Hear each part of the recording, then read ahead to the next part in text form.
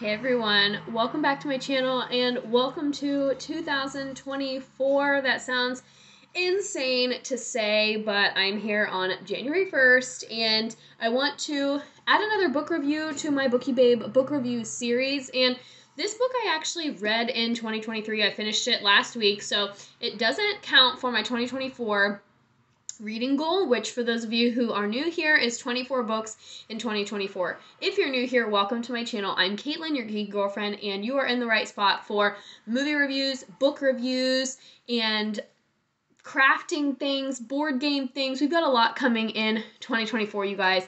So thank you all so much for being here. And if you're new here, you can like this video and subscribe by hitting that red button.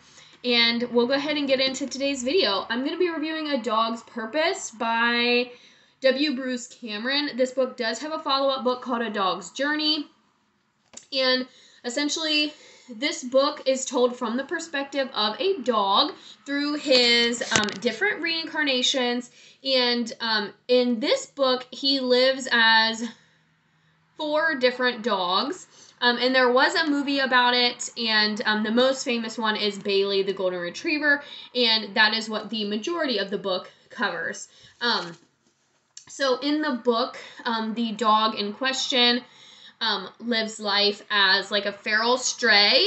Then he is reincarnated as a golden retriever who has a nice domesticated life, gets to spend time on a farm, lives the duration of that life, and then and really like gets attached to a human and really connects with a human.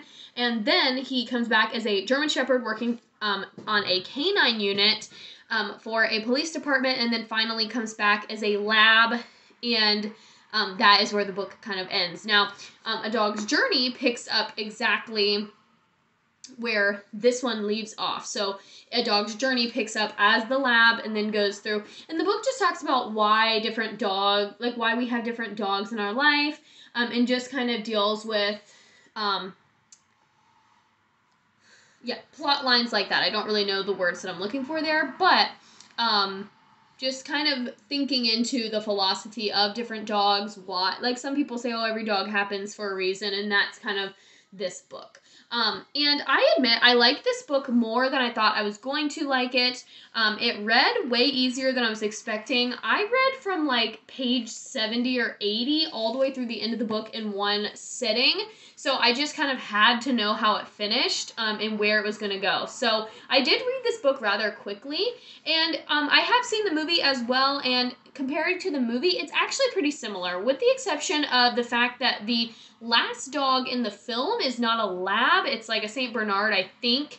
And so that is a creative liberty that the directors took from the book, is that in the book, different comments are made to let you know that the dog is supposed to be a lab, and then he comes back as a St. Bernard. So, yeah.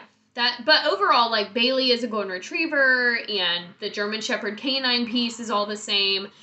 So the movie does a good job of being very similar, and Dennis Quaid is in the film, and I have already seen the film, so you're not gonna see a movie review here anytime soon. But the chapters are pretty short, shorter than I was expecting. You're looking at 6 to 7 pages for a chapter, and overall, this book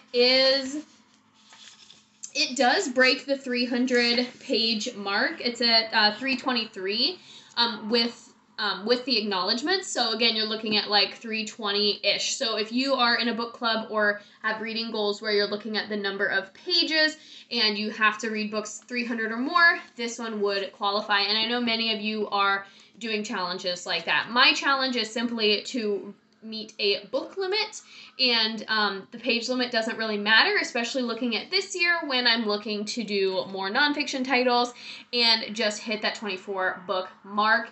I don't look at pages, but I know some of you do, so I threw that in there. Overall, I rated this book a 4 out of 5 on Goodreads, so I would probably give it like a 7.5. I think it's a good read. It is very sad and can be very frustrating if you're a big advocate for animal rights, and if you don't like stories of like animals in captivity or animals in cages, especially like dogs and cats and people's mistreatment of animals, you might want to steer away from this one because there are several things that could be triggers, like puppy mills, breedings, all that kind of stuff is discussed. So If any of that is like a trigger for you or you don't like it, then probably shy away from this one.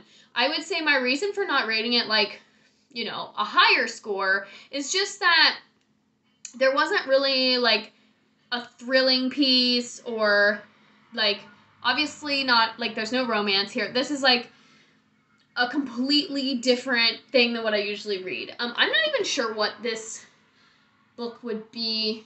I'm not even sure what genre this book would fit into. Maybe drama, fiction, obviously. But yeah, there's no romance in it. There's not really a bunch. There's like a couple of dramatic events during the Bailey storyline, and I guess during the Ellie storyline as well. But again, nothing like, oh my gosh, I'm at the edge of my seat. And honestly, I don't even know what it was that propelled me to keep reading. Like, I really thought I was going to reach a point where I was like, okay, I have to take a break from this book. I need to stop, come back. And I just kept going, and I didn't get tired of it, which was a surprise to even myself. So I don't really know. I don't know what would make this book better, but I also don't, like, I liked it more than I thought I was going to, but it still wasn't like best or top 5 of 2023, if that makes sense. So that's pretty much all I have for this one. Again, if you are a big advocate for animal rights or you're a big dog lover, I would probably not recommend this one just because it might have you in your feels a little bit, but it is an interesting perspective. And he makes some really funny comments about cats. So if you're a cat person, then you might be able to handle this one. But that's all I have for this one. That marks our very first video for 2024.